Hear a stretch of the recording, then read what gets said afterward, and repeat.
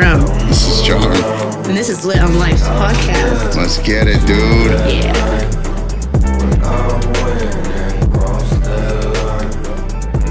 Alright, man. Welcome to the Lit on Life podcast. This is episode 4. And I think I'm trying to figure out what to call this. That I'm going to call it Leaving the Past. And this is my guest, Ryan Parke. What's up? Ryan O'Malley. Ryan O'Malley. Orion's Bell. Let me ask you this. Okay. How did you come upon leaving the past? How did that come to you? Well, that book you gave me, for one. Falling out of grace? The first half I thought it was falling out of grace.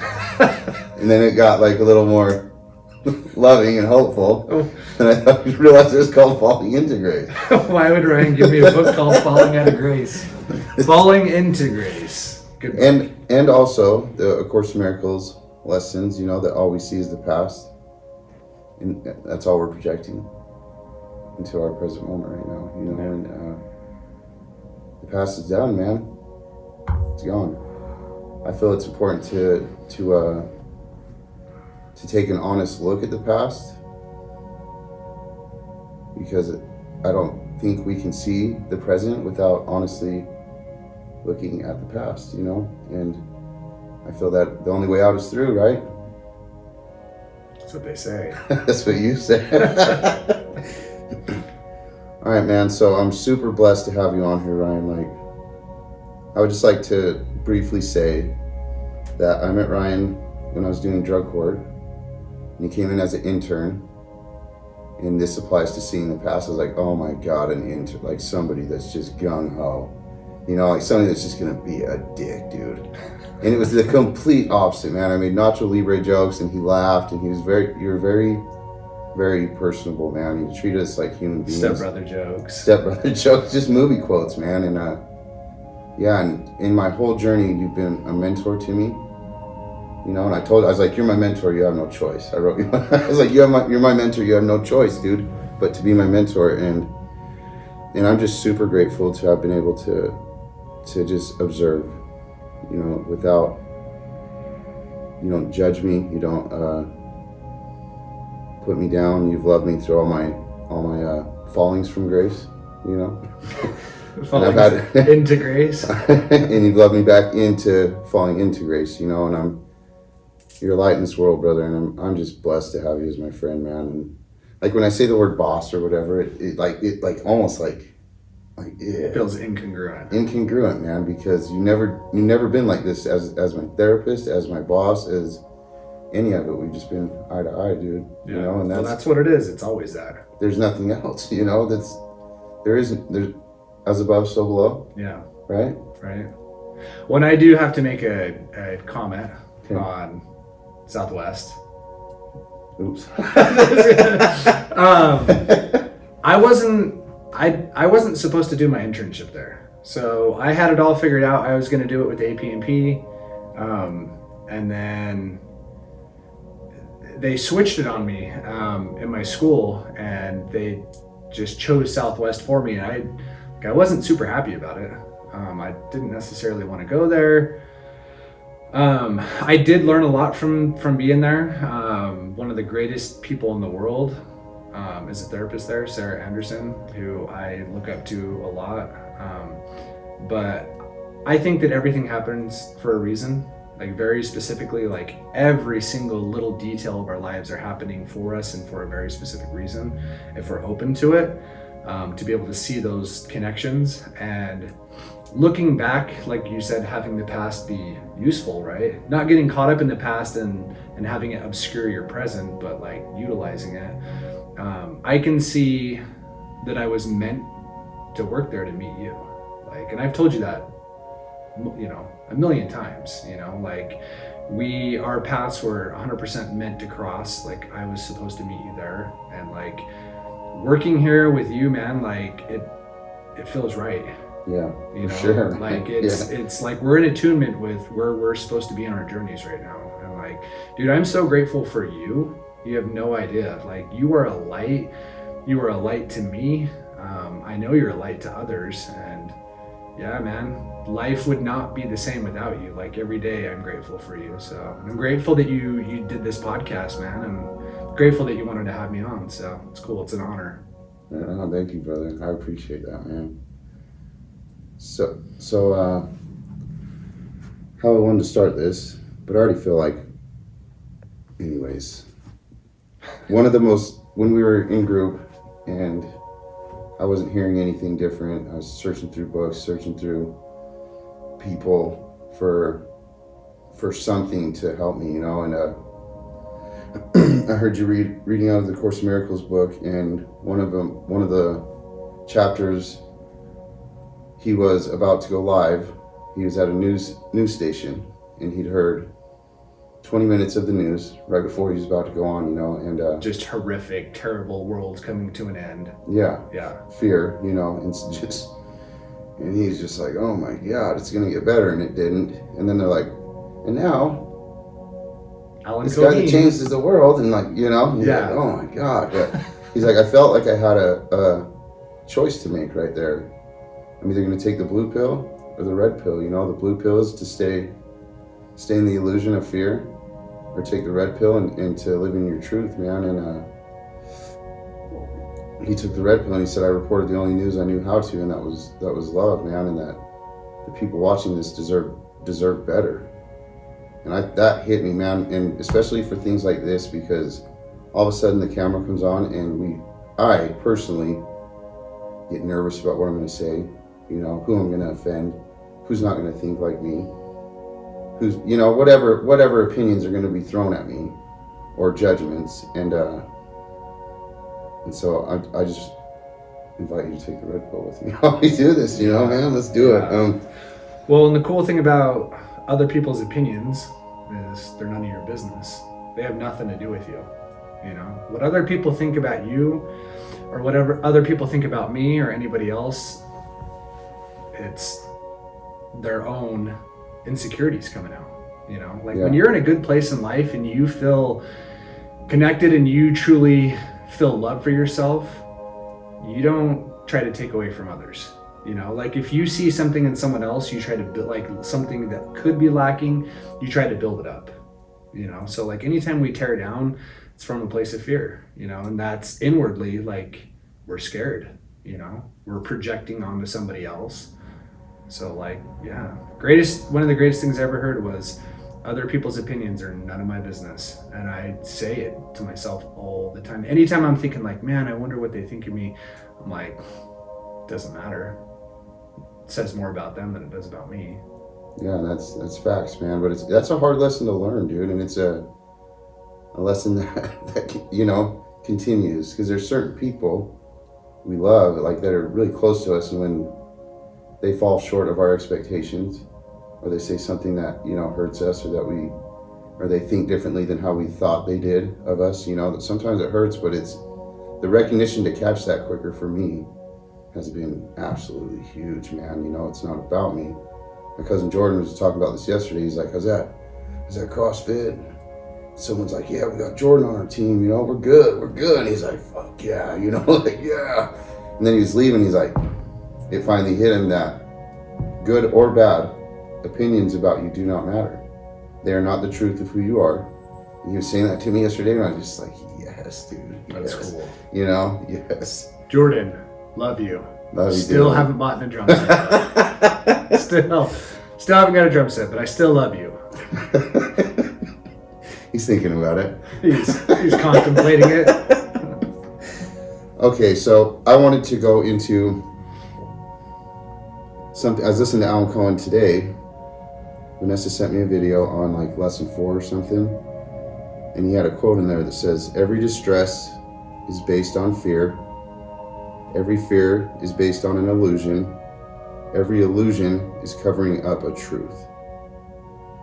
And so I wanted to relate this in my life, and something that's been important to me, in like a profound moment I had in like the depths of despair. I seen this, you know, and like my cousin Braxton, when we were growing up, we were, you know, as kids, we're pretty pure, and we don't really care what people think about us, and we don't, you know, me and him were like inseparable. And then he started going to middle school. I kind of went one way. I started partying, but I watched him. He was kind of embarrassed of us, his family, and he started dressing as nice as he could. He wanted to be a part of that crowd, you know. He wanted to be not what he had grown up as, you know, and not look poor, not look like he didn't have money. And eventually our paths crossed to doing drugs together. And so we lived in that illusion for a bit. And then Braxton got clean, and I watched him work at Golden Corral wearing the chef hat, you know, vulnerable, humble, and doing some inward work, man. And then I seen his goals kind of shift towards building an outward enterprise that would make him feel better. And I was very jealous, man. And that was his illusion, was to think that all this can bring me happiness, you know. And I was in the illusion of his illusion that he was doing so much better than me, and that he was such a better person than me, and that I could never be what Braxton was, because I'll never have a $500,000 home, you know. I'll never have the best doctors. I'll never have this. And I was envious, man. And I got really wrapped up in things like that, and it carried over into other people that I'd see at meetings, or like in the way they were, if they were cooler, like in the cool crowd, or they were smarter than me, you know, the illusion that all these outside things will make us happy. And then as Braxton relapsed, and I was sitting there with him, and he was going through a divorce and crying, you know, it just like hit me so hard that all of this never brought him happiness. You know, it actually took him backwards. It actually took him right back to where he started.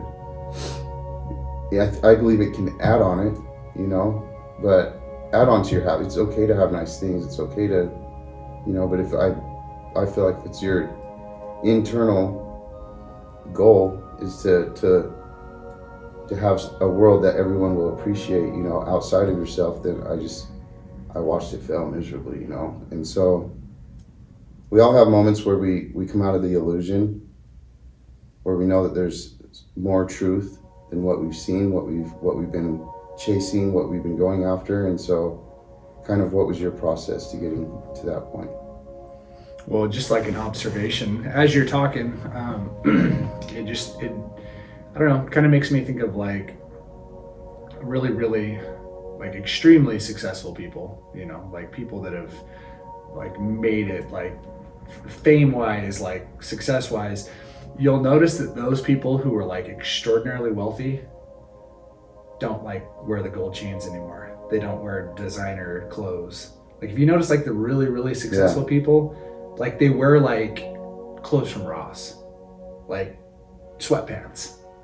You know what I mean? It's like the more you attain, it's almost like you can see it, you can observe it, watching people get there. You know, like all of a sudden, you know, I think people come to this understanding that none of this, I've been told my whole life that this is what's going to fill me. This is what's going to make me happy. This is where my treasure is, you know, is in success, is in like climbing these ladders, and there's nothing wrong with those either. Like there's no good or bad. There's no right or wrong. They're just experience, you know?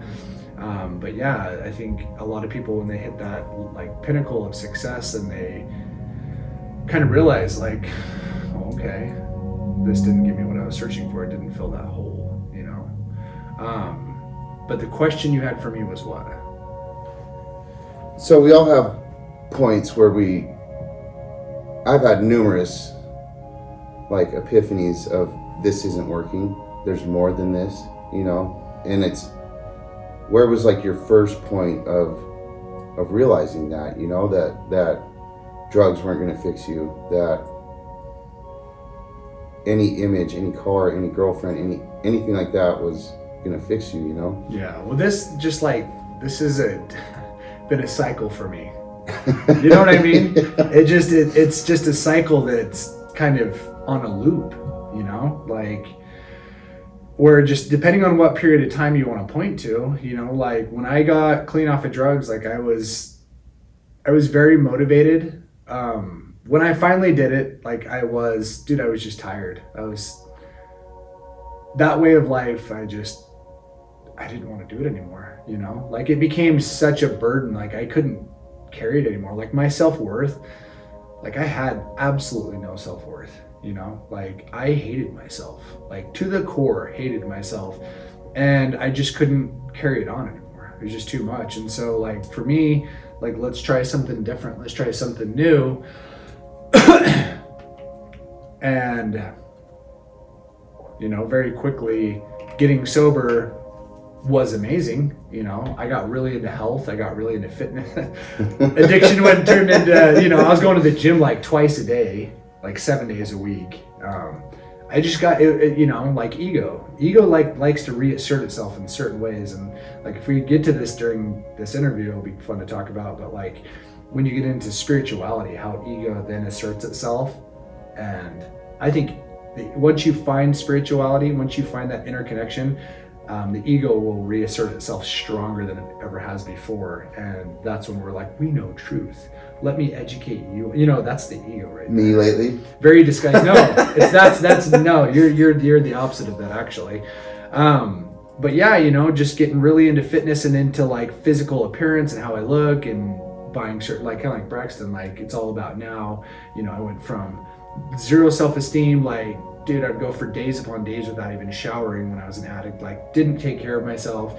When I got sober, I was like 260, 270, and within like 4 months of being sober, I got down to 195, like six pack, you know, like all of a sudden I was shopping at Buckle, you know what I mean? Just thought I was like, and again, like, I don't know, like, I guess the question's hard to answer because for me, it's these cycles of like, you know, like if I could get this, then I'll be happy. Like I remember I do a lot with visualization, and I remember visualizing having a Harley, you know, like I can still, like every day I would be like going through the gears, what it felt like to have the wind in my face. And then I remember I bought a Harley. Like I found one for a way good deal, went to Vegas, almost killed myself driving it back because I hadn't even driven. I had a dirt bike in like 5th grade, you know, like never even ridden a motorcycle. I had to drive it home from Vegas, like on I-15. Went through the gorge at like 10 o'clock that night. I was like, if I survive, it's meant to be. Yeah, this is mine. I get to keep this. But you know, within like 2 or 3 weeks, like I was noticing other bikes, and I was like, my bike's kind of lame. Trash. I need to get some board, you know, trash, you know, and like all of a sudden I was looking for like upgrades, and I remember Trina was like, why can't you just be happy with that? You know, you just got it. And I was like, oh shit. It's like, you're right. Like what the, like, you know, it's like we're constantly, we want to get something, we get it, and then we become accustomed to it so quickly because it's not it. That's not, it doesn't fill that, you know what I mean? Like no matter what we can get outwardly, it doesn't fill that hole. Like it doesn't satisfy. And that's depressing to people to hear. But like, you know, for me, at least in my experience, it's fun to get certain things, but like I've learned to like let go of attachment. You know, like to me, being attached to things, like Fight Club's a great spiritual movie, actually. But it talks about things that you own come to own you. And they do, you know, we become obsessed with like things, like what we have to protect them. But for me, like part of my journey is realizing that like it's okay to have things. Like there's nothing wrong with owning things. It's having cool things that are fun, but recognizing that honestly they do not give you that fulfillment, like that fulfillment that you're looking for. And what comes and what goes, you know, just not being attached to those things, you know. Like that's helped me a lot, like attachment, letting go of attachment. So like we talk about like, how do you become enlightened? You got to go live in a monastery or a cave. I don't think so. I think attachment is like, it doesn't matter if you get things in life, it's just not being attached to those things. Yeah, that's super important, man. I remember me and Jordan were like, man, we need to go to India, me, you, and, you know, us three, talk to a shaman, man. We want to be enlightened. You know, that's one of the things I actually wanted to talk to you about. And, you know, it's thinking that we can go somewhere and somebody's gonna fix us, dude. You know, outside of ourselves. Yeah, I wish. Now that I've had some cool experiences, I wish that I could just like pass them on to somebody. And I try, you know, like I try to insert my will with certain people, and I'm like, please read this. please do this, please do this, just try this. Sometimes it works, sometimes it doesn't, man. But I'm just glad to share this stuff. But what you were talking about is for me, there's levels, man. You start going to the gym and you get a good body. And then you're like, oh my God, I'm not happy still, And then you go get some money and then you're not happy. And it's the mask that we wear, right? We just continuously go to the gym and then you're like, if I can just get some steroids, then I'll be perfect. Yes. Then I'll be legit. Then I'll arrive. Then I'll feel like I belong here. Yeah. And so I forgot where I was going with that, but yeah, man, it's the masks we wear. We continuously put on masks. I talked about this in group the other night, just like all the masks I've worn, man. I've worn so many masks in the process of life. And, I talked to Trina's like, I've been married to 10 different people. You know what I mean? And it's talking about you, like we go through these stages in life where we think this is the answer, man. And as addicts, we we find something and we dive into it and we think that's the answer. But life is about adjustments, man, and finding balance in those things. And like the gym is not meant to make us perfect. We're there to enjoy it. It's there to be enjoyed. It's not there to be a stressor or to reach a certain level, but yeah, what the gym's become for me, because the gym is super helpful, but like for me, this time around at least, like the last 2 years that I've been going, it was, my motivation was 100% for my emotional health, like mental health. So I didn't go this time around to try and look a certain way. All the previous attempts of like going to the gym, it's always been about physical appearance, like what I look like. And this time around, like, last couple of years, like, I don't even care. It doesn't, like, I don't even look at that. Does it still pop in though? These thoughts? Yeah. I mean, thoughts about everything pop in though. Yeah. I have thoughts about. You ever attach them still and then you're like swerving off a cliff when I'm driving? You know what I mean? Is that my thought? Am I suicidal? No. We all have these crazy thoughts. Yeah, of course those thoughts pop in, but it's all about, belief in the thought and the attention that we give to the thoughts. Like, thoughts are just thoughts. They're like ghost-like. They have no power. They're just racing through there all day long. And so it's only when we attach to a thought, So like, have I attached to a thought about like physical appearance? No. Like, not really, no. Like, those thoughts don't come. Dude, when I go to the, I joke. The guns are... But like, for me, and I talk to people, like when I go to the gym, man, for me, the gym is self-care. And what I mean by that is I put in my headphones. I don't answer my phone. Work calls come in. I don't answer them. I don't answer my phone for anybody other than like my wife, honestly, like when I'm at the gym. That's my time. I listen to music that I don't typically listen to. Like I don't even know genre. I don't know what the genre is actually, but it's like this real like positive, like, I don't know, like a lot of energy. What is your mantra at the gym? The whole thing. Do you want to do the whole thing? So when I'm at the gym, more than working out, I sit there and repeat mantras to myself. Our beliefs, our words, our what we focus on is very, very powerful. And I'll sit there and just over and over and over, and I'll say these things to myself, and I believe them, when I'm saying them. I just over and over and over again. Like, lifting weights is a small percentage of what I do at the gym. Like, it's up here. If you want to hear my mantra is long. I said it to Trina last night. She's like, that's a really long mantra, and I'm like, well, I break it up too, but Well, what's the main one? My main mantra is I love myself. I say I love myself just over and over again. That's exactly what I wanted to talk about. The other mantra, there are two other ones. Okay. So, and I don't, I guess dropping some words on here is okay. Handle it. So the other one is that I'm fucking unstoppable. And I'll say that one over and over. And I'll interchange I love myself, I'm fucking unstoppable. And then the other one is, this is the longer one. Let's get it.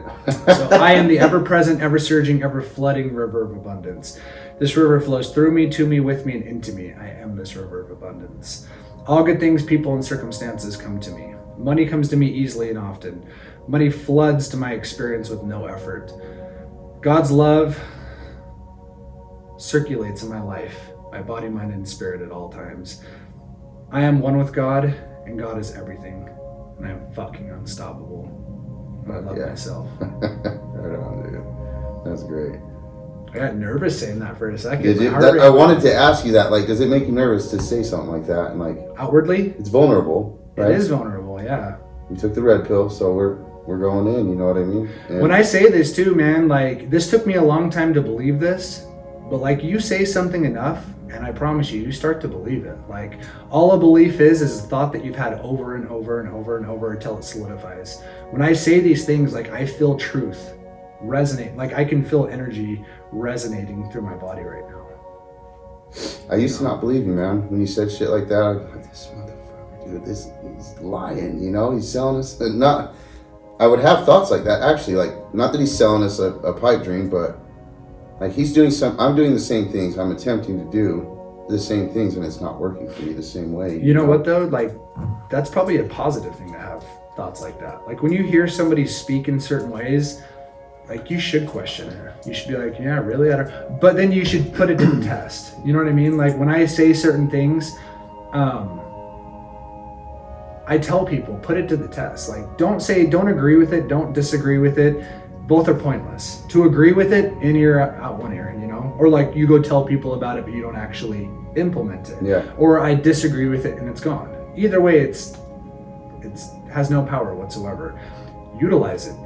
Be a scientist of your life, be a researcher, and like find out for yourself that, okay, this is the hypothesis. If I do these things, will it create change? Will I see any differences?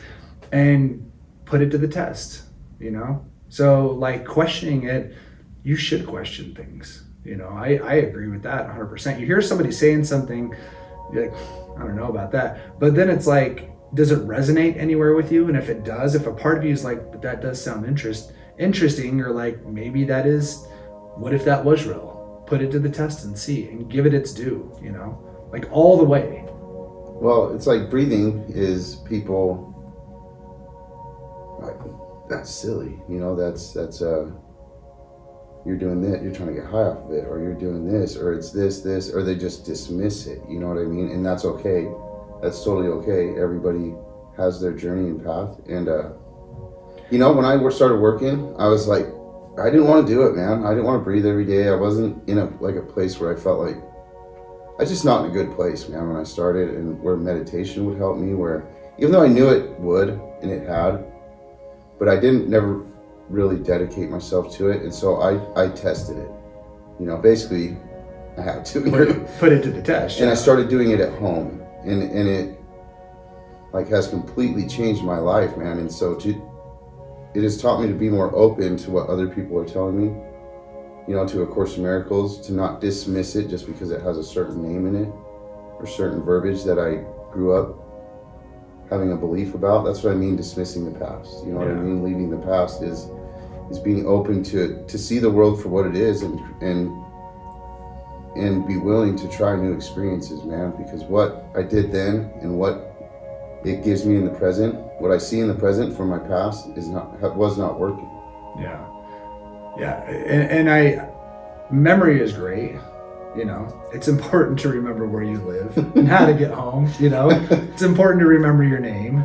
Well, is it? Because you couldn't get me to Jordan's. I couldn't even get to Jordan's when I lived there for the first month, but we're still here. Jordan lives in a maze. That was like a video game maze. If I got trapped there one night trying to get out. It was dark, and I ended up in a school. I was like, I had to pull up my GPS. I was like, I'm stuck in St. George. Can't find my way out of this maze. But I do that as well. Just have to GPS all the time. This is what I was going to say. It kind of goes along with what we're talking about, but with breathing. It goes along the lines of nothing is personal. And when somebody says something about somebody else or about a certain thing, it says more about them than it does about what they're actually speaking about. Like people that demonize breathing, which is one of the most evidence-based, validated, things you can utilize in existence. But it seems silly, dude. It does seem silly. It seems silly. When you showed it to me the first time, I was like, I will never come back. Well, I'm always breathing, so why would I do this? But the people though that want to, let's say, I don't have a better word off the top of my head, but maybe demonize it, or say, oh, people are just doing it for this reason, or this is a bad. it comes from a place of misunderstanding. Those people have probably not had the education on that. And whenever we look at something as being like unfamiliar, we categorize it as different.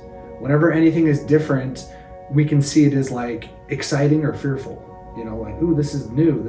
Typically we see it as fearful. Yeah. When something is different to us, we're then like, we create space between the two and we cast judgment upon it, And like I said, I believe that says more about you than it does about that. Like that's the way that I see it. Is it's not a personal attack.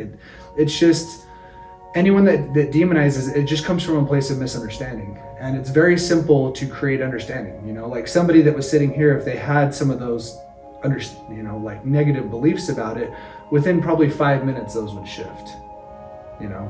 Through just trying it out and then giving them some explanation of how it works, some of the science behind it. So, but it all comes from the same place, that fear, that different other.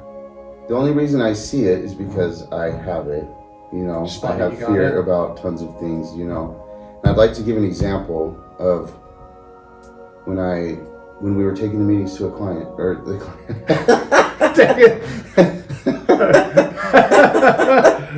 The clients to a meeting, right? And I had, when I first got out of jail, had went to that meeting one time.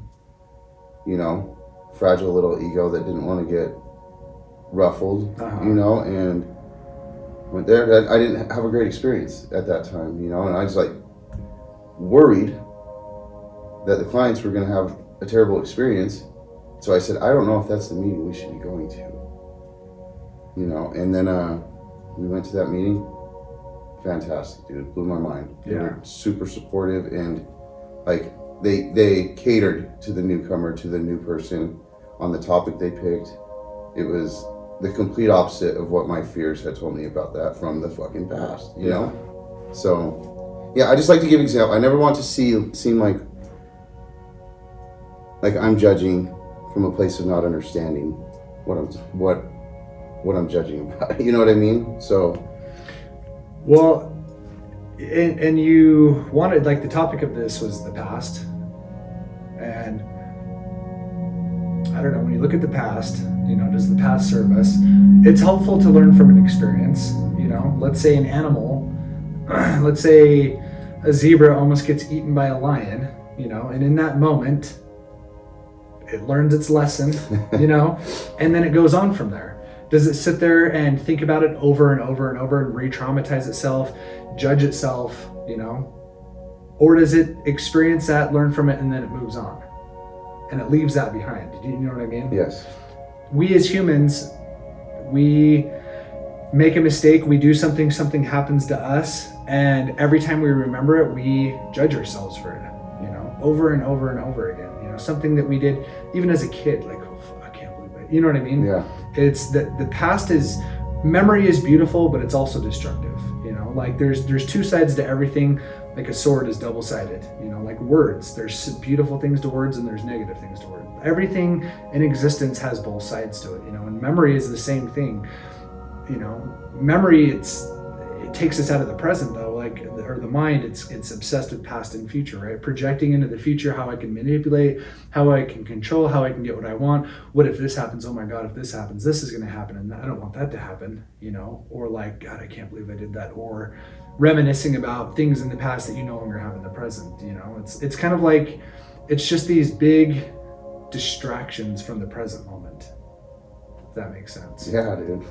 But the present moment is what sets us free. It's because of here and now that we can let go of things. We can see clearly that what has happened to us before isn't happening to us now. We can let things go, but we can only do it right now. We can shift the way that we think, but we can only do it right now. We have to pay attention right now. And that's hard to do. For anyone that's like, easier said than done. Yeah, that's right. It takes a lot of work to change the area of focus from mental activity, because the mental activity, it's always driven past and future. Like, that's it. It's like we have this beautiful screen, okay? Glass screen, crystal screen, and the past is this is just what I've seen while you're talking to me. Playing, and it goes through it, and it just completely distorts Distorts the all beauty of that. it in the future, and we have the hardest time to just stay right in that beauty. Right. You know what I mean? And it does take a lot of work, man. And the meditation, I used to be in group, and I would be swallowing so loud, full-blown panic attacks, dripping sweat, just begging God to get the out of that room, man. But I couldn't because everybody was meditating but me. You know, having a panic attack, because it kind of is a reflection of where you're at in your life, man. You know, like what are you so afraid of what was I so afraid of that I was dripping sweat and having a complete panic attack sitting in silence? Yeah. You know, what was it, man? It was,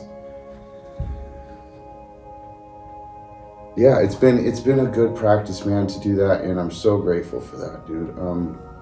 Well, and two more comments to say about. I get so lost in this shit, man. It's so hard to even think of like asking someone a question when you're just trying to explain this stuff. You know, like the present moment is all we got. Can't verbalize it. It's fucking nearly impossible. The moment it's verbalized, it's mental activity again. The Tao is gone. The moment the moment you're thinking about it, it's no longer that. It's mental activity. You know, either you're fully engaged in the present moment, and when you are, like, there's some indicators of it. Number one, that internal chatter, the internal moderator, that little voice that never shuts up, that stops. Like if you love snowboarding and you are on this mountain and you're just flying, there's no internal chatter, man. There is just that there's moment. Left, right, don't do this. There's not even that. There's just intuitive, like, reaction. Like, you just intuitively know what to do just in that right moment, you know? But there's not a whole, like, rock climbing without ropes. Like, if you think about what you did yesterday or what you're nervous about, you're dead. You die. You know, the moment that you lose that moment. But in that moment, the reason that people love doing these things is because they're free of that mental chatter. They're finally able to focus fully on what's happening, which is life. You know, they're able to engage with life in that moment. That's what the present moment is. You know, it's right here, right now. You don't have to be snowboarding. I have learned. Sorry to cut you off. You know, meditation was at one point sitting by myself or in a group, you know, in silence, or a guided meditation going. And if somebody coughed or got up or disturbed it, I was very bothered. And now I'm learning that disturbances are a part of life. You know, so when that happens, I almost welcome it, because that is something that's going to happen in life. And then I've learned to, when I'm driving, dude, my driving's getting better. Finally, like, I'm not trying to fight everybody that's on the road, you know? Like, I'm not super angry anymore about it. But how do you apply it to your life? The Tao. You know, meditation, like, it carries out past sitting in a room by yourself. You know, to learn to be present, that's all we're doing, is bringing it back to the present moment. And then when you're sitting in line, like you say all the time, at a store, instead of like, hurry the fuck up, man, or this person's this, just judging and just getting, you know, you take a deep breath and you're just like, dude, I'm alive. Well, there's an addiction to thought, to thinking, right? Human beings, like, what is our greatest addiction? It is being addicted to thinking. Because watch people, man. Everywhere you go, people are just lost in thought. They're like, what are you thinking about? I don't know. If they're honest, they'll probably say, I don't know. Like, I forgot that I was alive. Yeah. You know, like, you ever had the experience of driving and not realizing that you drove home or drove to Las Vegas? Yeah, it happens to everyone, right? Like, we disassociate all the time, like autopilot, you know? We're always on autopilot. This never stops though. Like, the mental activity is going. We are fully addicted to thinking, and it's just normalized. And to suffering. We're very addicted to suffering, right? Yes. And creating more of that, which people will disagree with, but it's, when you dig down in, we are very much addicted to suffering. That's what I meant by levels to this shit. Yeah, you know what I mean? When you start to see the actual truth that we are addicted to our suffering, and we hold on to it, man. We do not want to let our stories go, because without that suffering, who are we? Who are we? And we can no longer talk about it in terms of like, oh, well, I'm this way because of this. We no longer have that to fall back on, you know? Like, I don't know, these they're levels. You get deeper and deeper into this, and the more you start to see these things, the more it messes with you, but then it starts to create clarity. You know, it's like the saying of Jesus, the seeker will keep seeking, and when he finds, he will be troubled, and then he will be astonished. You know, because when you start to find truth, you are troubled by that truth because it's Absolutely. different than what you thought it was. You know, like everything that you thought truth was or life was, it's shattered. So it's like very troubling. But then once you like you become accustomed to that, like things become clearer, like you're astonished. It becomes this beautiful thing, you know, this beautiful way to see life. But you talked about present moment. How do you apply that to your life? Yeah. You know, It's not a concept that even it took me 2 years to even finally kind of be like, God is in the present moment. You know, like, holy shit, I can. Where is God? I'm here right now. Yeah. You know, this is. God as I am. And then I'm gone for the next 5 hours, but then at least I can bring it back and remember 1 or 2 or 5 or 20 times a day. Remember to remember. Yeah, I'm gonna get tattoos just all over. Remember to remember. That's all it is. Just remembering, right? Oh yeah, here I am. You know, yeah. God is I am. What is I am? It's present tense. God exists here and now in this moment, not the future, not the past. It's always right here, right now. But I have ADHD, so every time you ask me a question, I feel like I go over here and then I remember why you Oh, you remembered? And I keep going. That's like a third time. No, you're good. But talking about being addicted to thinking, you know, that's the normal state of human evolution right now, is we're very addicted to thinking, stimulation, all of these things, distraction. We're extremely addicted to distraction. So when you start meditating, yeah, man, at first it can be super uncomfortable, you know, but what you're doing is you're training the mind to just focus on one specific target, you know, so whether it's your breath, whether it's a mantra, you know, there's all of these different things that you can do. But what happens, the cool thing about meditation is you, through that practice, you start to kind of, you become present, right? You become present, like these gaps and like the stream of thoughts get bigger and bigger and bigger, and then spontaneously it starts to appear in your daily life. You'll be driving and normally you're like focused on where you need to go, like all of that mental activity, and all of a sudden you realize that you're driving and you're so aware of the clouds, you're so aware of the music of your body, of the energy in your body, the aliveness in the moment. And it's the same feeling of being on a dirt bike going 70 miles per hour, the same feeling of being on a snowboard flying down the hill, same feeling of being and seeing like your most favorite band in the world live. Like that feeling of like the whole universe is contained here and now. Nothing is missing out of this moment. Like everything is perfect. This is the party. That's Sarah Bonham when she's like, this is it. This is it. I don't hear what other words she says, but I hear like the 5 before that, and then this is it. And I'm like, radical alignment with the divine. I wanted to say something. We're talking about meditations and how when they get disturbed, I've grown to enjoy that, you know, because that's all it is what it is. As we're doing this, somebody walks in, you know, and my instinct is to be like, no, that's not supposed to happen, man. You know, we were supposed to lock the door. Yeah, and I'm thinking these things, but this is exactly what was supposed to happen, or it wouldn't have happened. Right. Everything happens for a reason, which includes everything. And so, time out, real quick. We're closed, brother. We're closed, yeah. You're good. Have a good day. Come back Monday, okay? No. Come back tomorrow. Or Tuesday. Yeah, today is Monday. Feels like Sunday, man. All right, action. Yeah, time in. Like when you're losing a fight and you're getting time out. Take a breath. Here's what I'll say about the present moment, or about the past. 2 different people that say things about it that I really like. One of them is every morning you're reborn. When you're reborn, it means everything that happened before, let it go. Not being attached to it, right? And die to the past every moment. And people don't, we're very attached to our past, because without our past, who am I? Well, that does sound cool. If I don't have my past experiences, who am I right now? That's the most terrifying thing. That is a mask. We talk about wearing masks. So if I need my past experience to inform me of who I am here and now, that means I am very much seeing everything through my past experience, right?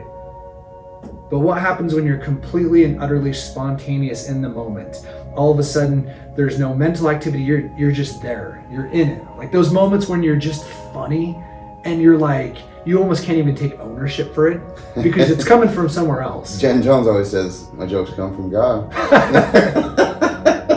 She said that first time, me and Rachel lost our minds, dude.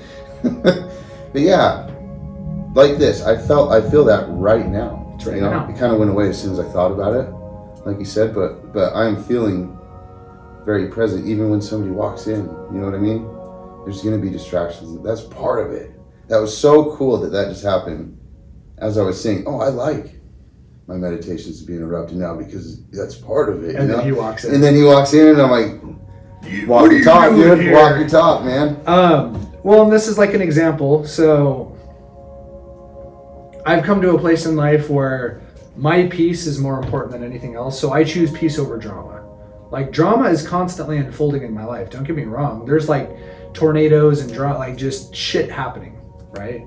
But like in those moments, I have a choice. Like that's what meditation, mindfulness, living in the present moment does, is instead of instantly reacting, you have this period or this moment of choice where I don't no longer have to react, like I can respond, you know, and I get the option of choosing peace, or do I want to get pulled back into pain, you know, because that's what it is, like fear or love.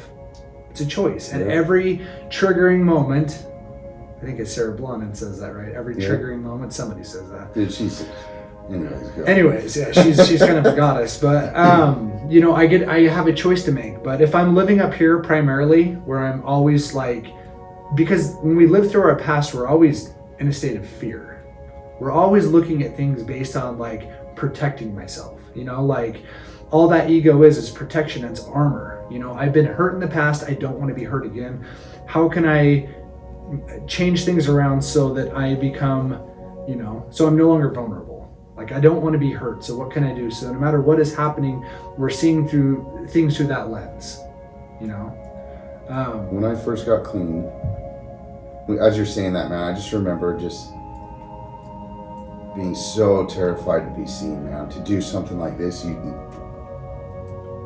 what if I said something stupid? You know, like what if I didn't live up to what people thought of me or whatever the fuck they thought of me at that point, you know, or the expectations I thought people had of me. And I was terrified to be embarrassed, to look silly, to be myself. So I joked, man. As you've seen, I just joked, and that was the best possible way I knew how to get through the nightmare I'd just been through, you know, and not be myself at the same time. I figured I'm just gonna try to be funny, dude. But there is a part of yourself that is true to you, you know? To be funny? You use that as a coping skill, but Yeah. like also being funny, humor is very much a part of who you are. Absolutely. Like your true self.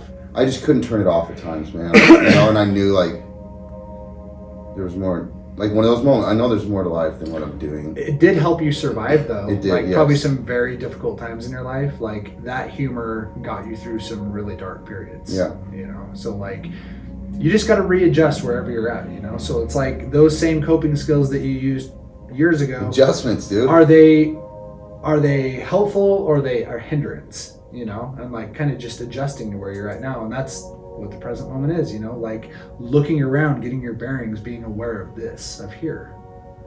But like talking about choosing peace, I was doing a training this weekend, which means I was distracted, right? Because I can't sit there. You were in the best mood I've ever heard you in. When? Doing the After training? the training. No. Soul sucking. Trainings are soul sucking. 9 to 5 on Zoom, 3 days in a row. Anyways, on my old computer, I found some of my old music of when I very first got clean. And I was doing vocals to like, I can't sing, but like... You do pretty good. I mean, everyone can sing, but like some people, we make agreements that they sound better maybe. Anyways, listening to these lyrics, man, like the victimhood, like the blame that I put, like, it is like, these lyrics are sad, man, and they paint a picture of like where I used to live. Like the glass is half empty, not optimistic, you know, like everything's a downer, everything is somebody else's fault.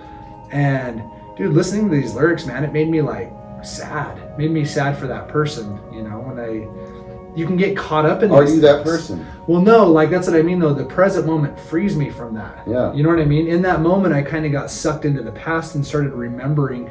Like music helps me, like these memory channels, it opens these memory channels that get closed off sometimes, where all of a sudden these memories rush to me that I forgot about, you know? Yeah. And it's like, I got sucked into that and all of a sudden I'm feeling a certain way about it, not a good way about it, you know? And dude, in that moment, again, I remember, you know, take a breath. I'm here and now in this moment. And I die to that, you know, like who that person is and who I am, that person's dead. Like, and that sounds harsh, but that person's long gone. That person hasn't been here for a long time. You know, who I was 2 years ago is not who I am in this moment. You know, in this moment, when I am present, I am free to be myself. I am free to not wear a mask. But it's only right here. You know, when I'm living through that lens of the past, I'm wearing masks all the time. What about you? I love that, dude. But that person is almost necessary. You know what I mean? That person was exactly how they were supposed to be at that time. Perfect as they were. Yes. There's nothing wrong with that person. No. You know, and that's where I would get mixed up, is thinking that, oh, because I have these struggles right now, because, you know, I'm not great at, you know, at some of the things you do. You know, I'm not where you are. You know, and so I connect that I'm going to be this person forever, and so I might as well not try. I might as well not do this, you know. But that person, reflecting back, the person that was thinking that stuff was absolutely perfect. You know, for right where they were absolutely perfect, and because where they were was literally the present moment, dude. You know, not quite able to connect to it like I can now, and like you know, you do. But those people are perfect, man. But it's not us. Can I make a comment about what you said? Yes. You made a comparison between me and you. And the only difference between me and you is your imagination of that you think there's a difference. There's no difference other than the fact that your imagination's holding on to an idea that there is a difference. There's no one person's further along or behind. None of that's. We're all here right now. Present moment. Anyone that thinks that they're further, that's the ego attaching. Yeah. But like we do, we look at people and we're like, oh, this person has it, you know? Like, what do they have? I want to find. It's not what it is. It's already right here. You know, and like the lesson that you're learning, the experience you're having right now is what's bringing you to that, you know? And it's like, I'm the opposite of regret. Like, I am so grateful for all of the shit that I've done. So grateful to have been an addict. So grateful to do, there's many things that I've done, you know, that at the time I really wasn't proud of myself for. But in this moment, like, I am so grateful for every single thing that's happened because it's brought me to here and now, you know. I was at the gym this morning, not this morning, but 10. You go twice today? 10 a.m. No, not anymore. You know, and I'm in the bathroom and it's the end of the workout and I'm looking at myself, I love myself. I love you. Like, I fucking love you, you know, and like, so grateful that I get to experience this journey of life with you. And that could sound narcissistic, but it's the opposite, you know. It's falling in love with you, like all of you. Isn't that insane? That now it seems to me insane that can be viewed as narcissistic, man, you know. And that's where fear comes of even trying to love yourself. Well, wouldn't you it's say what other that people view, and like what, you know, kind of the world view on such a thing. We're told to love everybody else. You know, show love, be kind, hold the door. You know, some of us are, I don't know. My mom was like, you better be nice to everybody. Whip my ass, dude. If I meet in front of somebody, man, she's pissed. You better be nice to everybody, but I'm going to kick your ass to teach you. No, she's perfect, man. My mom's a beautiful, beautiful soul. But yeah, man, that's what I wanted to talk about as well, is living small, you know, going back to living small. And I think the I Love Myself challenge has helped. That has been one of the most incredible things I've ever been through, dude. The first time I was in such a dark place. I've came in so many times in like just such a dark place, and like, he's not gonna, you know, he's not gonna want to talk to me ever again after this one, but nothing but love, man. And I was so open and ready to do that challenge because I was in so much pain that I would have done anything that you told me to do, you know, because what I was doing wasn't working. Stand in your own autonomy. Your own two shoes. Stand in your autonomy, you know. So we did the I Love Myself challenge, and we all had some issues come up, right? You got sick. Which I don't get sick. Yeah, we never get sick. But that was something lost my voice for like 2 months. Yeah, and it made you feel insecure or whatever the word may be. I felt as though I went through I went through a depression that I thought I'd beat, that I thought I could outrun, that I thought I could wake up before, that I thought I hated that part of myself. You know, I do not anymore. I've been working on that, but it brought up some things, and that's what going in is. You're gonna meet your fucking self, man. You're gonna meet yourself for what you are, and you can either find love in that, or you can continue to reject it and hate yourself. You know, and continue to shop outwardly to fill a spiritual hole that cannot be fixed by that, you know. And I Love Myself challenge has been super cool. We've seen it through. All right? Yeah. We're past that. Yeah, we're up here now. Are we gonna go to the next level? Are you ready for phase 3? Fifth dimension? Fifth dimension. To look at someone else as you and say, I love myself. You know, that's what I've been doing with it, because like you said, there's no difference here, man. You know, sometimes I get caught up in that maybe you're better at the present moment than me at whatever we're doing. But there is no difference, man. And you've helped me to learn that. In a huge way, dude. You said something interesting too, that, you know, when you go inward, you meet yourself, and like that can be scary. But actually, when you go inward, I kind of feel like some of the scary is like who you created yourself to be. You find out that was all false, and that's scary. That this character that you've built, this character that you've invested a lifetime into building, is false. That's it, though, right? And if you want to continue suffering, you have to invest. Like, it's hard because it's like if you want to keep suffering, you keep going on that path. But also, like, you've put so much, like, cost spent theory is this thing where, like, once you've invested so much, like, you can't stop. Like, you have to just keep investing more and more into it. So it's like you've invested a lifetime of building this avatar called, you know, Tyrone, Orion. And when you come to see the truth, it's scary, man, because you're like, I don't want to suffer anymore, but I've also invested so much time into building this, and I don't know who I am without it. That's a scary thought too. Like, fucking terrifying. Who am I if I'm not my past, and I'm not all these experiences, and I'm not this story, then who am I? You know, that's a beautiful place to be, but a scary place to be. You know, it's like standing on the edge of the Grand Canyon, and it's like it can be scary to be up there because it's like so high and vast, but it's beautiful. You know, like if you've ever been on a ship out in the middle of the ocean, it's scary, man, because the ocean is like endless. It becomes like outer space almost, but it's beautiful. You know, it's like this beauty, but there's this fear of like the unknown. You know, this is like the final frontier. Who am I? Finding that, you know. Yeah. And you're gonna find some things about yourself that are gonna shock you. You know, sayings of Jesus, you know. The seeker will keep seeking till he finds, but once he finds, he will be troubled.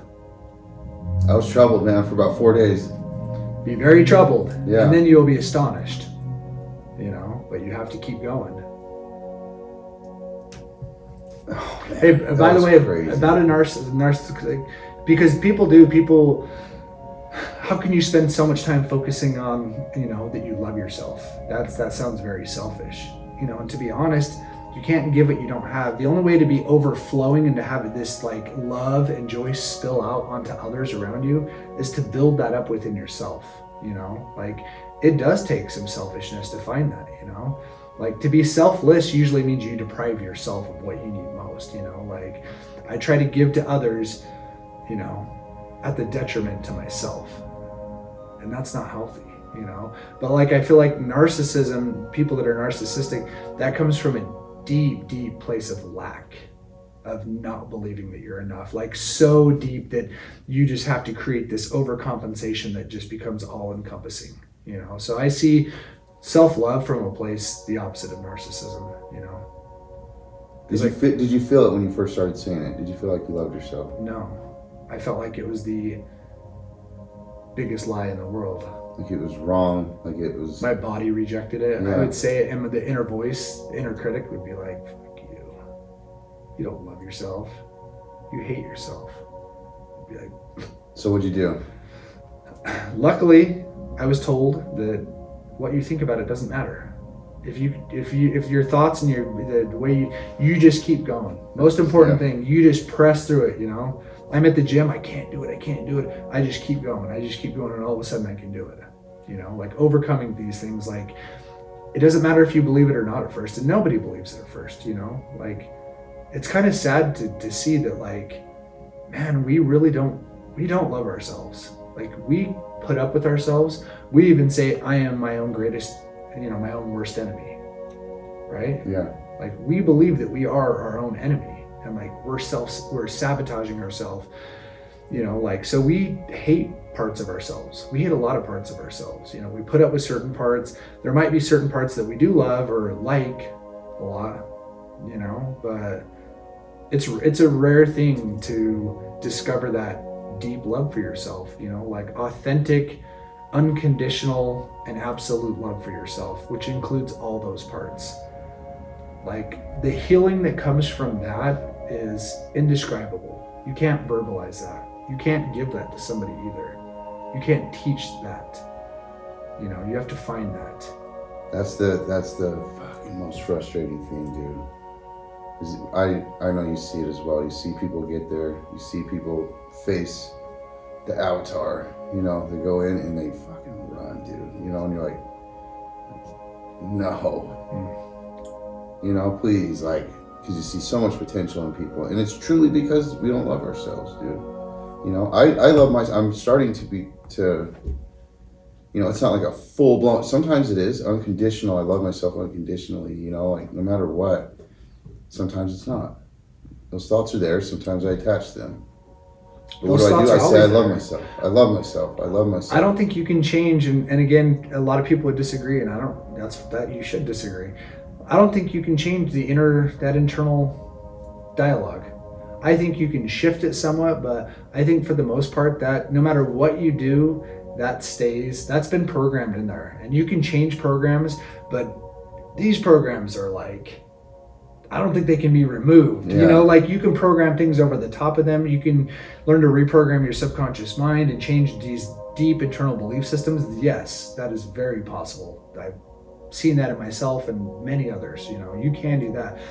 But like that fundamental inner voice that's just like, you could accomplish the greatest thing in the world. And it would be like, well, you could have done it better if you would have done this. Yeah. You know, or just like, being at Walmart and you get in the wrong line, and your mind's like looks at the checker and it's like, you stupid bitch. You know, like I don't think that stuff ever shuts off like that.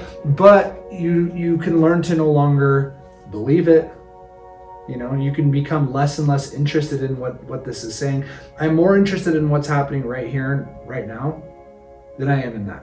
You know, like whatever you pay attention to grows, it gets bigger. You know, like whatever you focus on, you create more of the same of it. So like the more you are paying attention to that internal voice, the more you're believing it, especially. Like it's all about like, do you believe those thoughts? You know, do you believe that that's who you are? Because if you do, you're going to suffer. Because this internal mechanism, at least mine, it's inherently negative. It's I was harsh. actually surprised to hear you say that. Like with the first time, that was such a relieving thing for me to hear you say my voice is fucking negative, man. My internal voice? Yes. Oh, yeah, man. Because I, you know, the process of not putting Ryan on a pedestal for me has been a process, you know, but it's gotten it. I see us as equals. I'm treated as an equal, and that has gotten so much better for me. But to hear you say that back then meant the world to me, you know, to come back down to, well, you didn't have to come back down anywhere, but to be at the group's level, you know, to admit that to admit our thoughts to other people is important, man, because we think we're all having just these terrible, unique thoughts, and nobody else is. Yeah, we're all having these thoughts. Having them. Yeah. all that happen. are out of our control. They're just happening. Yeah. Like the wind is just blowing, clouds are swirling, thoughts are happening. Can I control the wind? Maybe. But I don't know how to as of, like alchemist, yeah. Can I change the clouds? Maybe I can cloud burst. I don't know. Probably in general, no. Those things are outside of myself. But like these thoughts, I want to jump onto them and be like, those are mine, that's who I am. This internal voice is me and it's mine. So if my internal voice is always basically being harsh on myself, I'm gonna suffer. And a lot of people believe like I needed to be harsh in order to like do good things in my life. And it's like, do you though? Like as a kid, did your parents need to tell you what you're a piece of shit in order for you to like be to school on time? Or could they, you know what I mean? Yeah. Some people actually think that like that harshness is like a positive thing. And that's, I guess it's all perspective. Brother Gogs. But like, I don't know if you can change that inner voice. I know with me, I've done so much work, like internal work on that very subject. And I've deeply changed internal beliefs about myself. But I do notice that internal voice has never really shifted. Like I have way more thoughts. Like if I really try to like, I love myself, like I'll start noticing that happening automatically. Like when life gets stressful, like I'll start hearing I love myself, which is cool. Yeah. But like underneath that current, there's still this. And above sometimes. And above, a lot of times above, there's this current of this stream of negativity, that's happening. But like the more detached I come from it, like that's all I think that spirituality is detachment, like. From beliefs. Surrender. Like detachment, surrender, just letting things be as they are, not trying to control, change, manipulate, just allowing things to unfold, watching things. That's all mindfulness is like I watch. I'm watching the thoughts. I'm watching the emotions. I'm watching you. I'm noticing cars driving in the background. I'm noticing the temperature right now. I don't attach to any of them. I don't try to like own it or it's mine. I just watch it and it moves in the next thing and the next thing and the next thing. When you don't attach to thoughts, it switches so fast, but when you believe a thought, it like gets stuck. And then the corresponding emotion just amplifies it.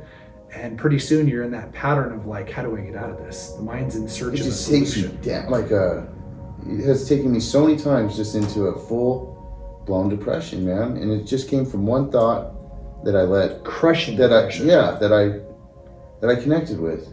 That I believed, and the I love myself challenge, even though I went through another one, dude, I could see my thoughts and what they were saying and what it was telling me, and I was just like, holy shit, I am a dick to myself.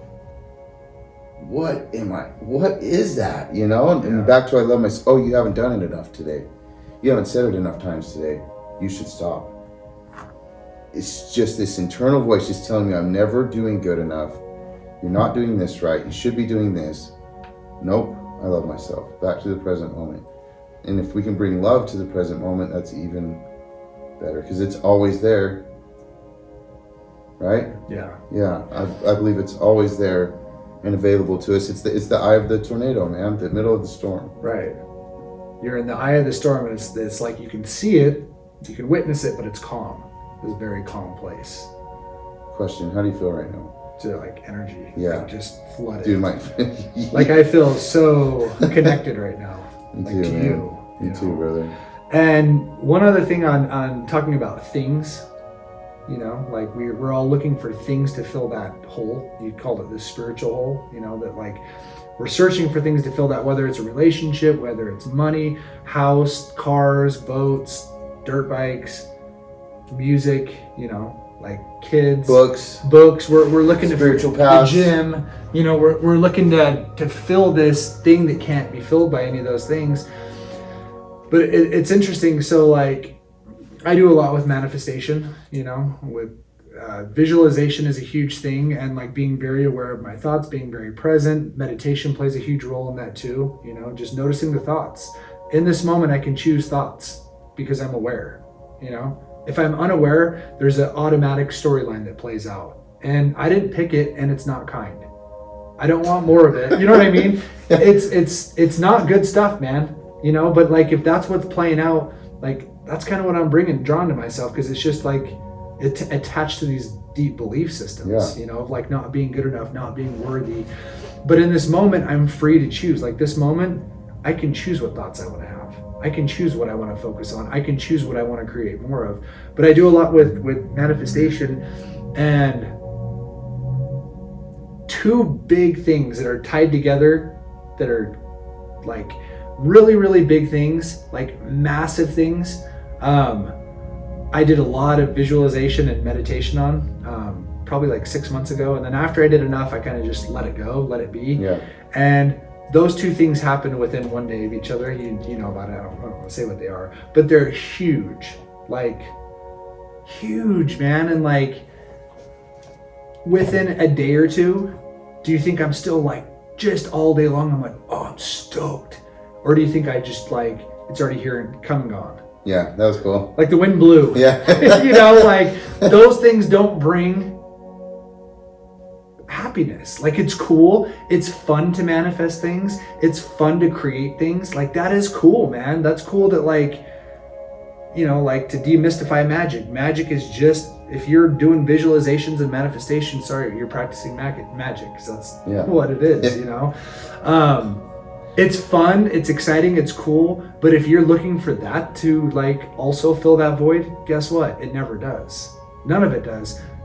But if you can find it right now, because right now, the present moment, you can find peace, you can find contentment, you can find love, you can find gratitude, but it's only right now. So if your mind is accustomed to past, future, you need to learn, you need to practice. You don't need to do anything. But if you would like to have a shift from one of like lack and limitation and fear into one of love, connectedness, joy, peace, presence, start to practice some of these things. Start to do breathing techniques every day. Start a daily basic meditation practice. You know, these will start to create a shift. And once you're on that road, we talk about this road, right? Once you're on this road, you can never get off the road. Yeah, there's no going back, dude. Yeah. And there's no destination either to get to, you know, but like those things are only right here, right now. Other things can bring temporary relief, but they're short-lived.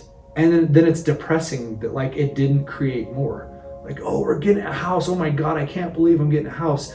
And then very shortly, you're like, my fucking house sucks. It's dirty. So, you know, like, need a man. Or like this amazing job. You're so, you know, so great, like a dream job. And then you get it and it's like 2 weeks later, you're just you again. Shit. Like, how you doing today? Whatever.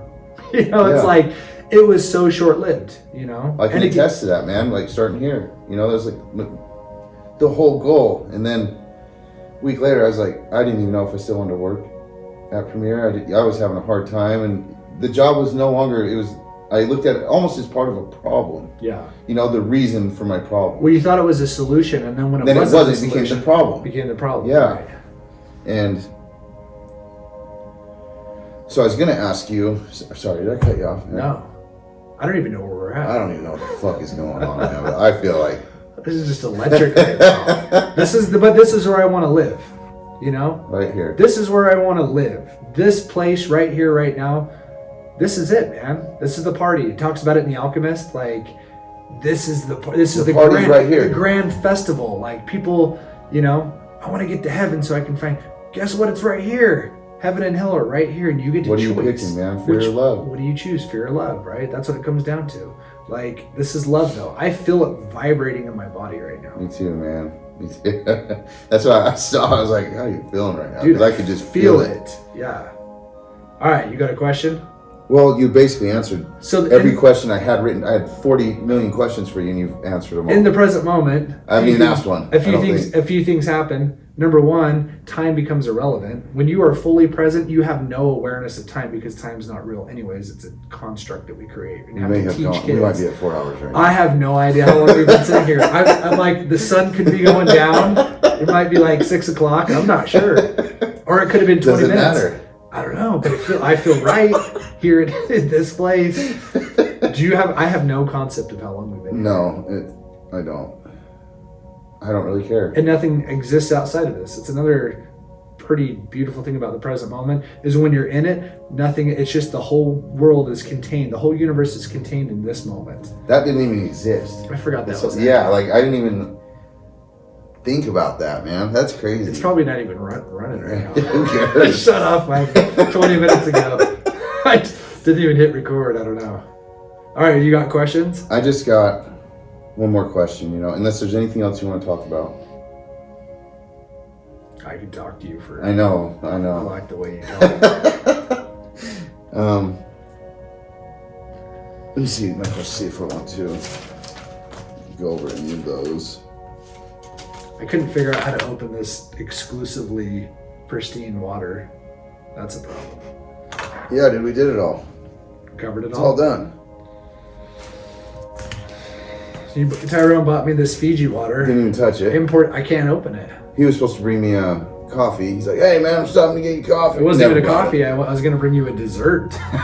Oh, you're gonna Dessert? bring food? No, I was going to bring you. What do they call them? Frappuccinos? Yeah. Fettuccine Alfredo? Brother O'Malley, But I don't even know what they're called, so I was going to go to Starbucks and just say, "What is your dessert drinks you offer? Let's get to Fente of your finest, Let's go. dessert drinks." Okay, Yeah, so bullshit. the last question I was going to ask you basically just answered, and I kind of talked about it. When that person is there, they want to see, they know something else exists. They're scared because we have the avatar we're holding on to, the person that we thought was the solution, and we find out it's not, and it's scary. We look to other people for answers. They usually don't have them, but it's helpful to observe. It has been for me.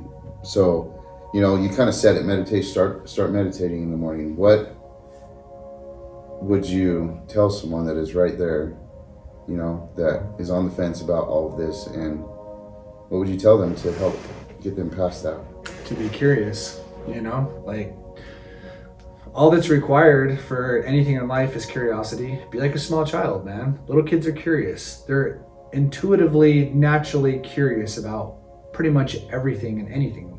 You give a little kid some rocks and some dirt and a rock, just be like, "Do you see the universe in there?" And all of a sudden they'll get like deep in, The sky got turned on today. The sky got turned on today. Like be like a small child, man. Like kids too, like they have so much willingness to just be adventurous and try different things, like all of us used to be that way. We became cold and hard, not to kind of be depressing, but like at a certain point, time took over the present moment, because again, little kids live in the present moment.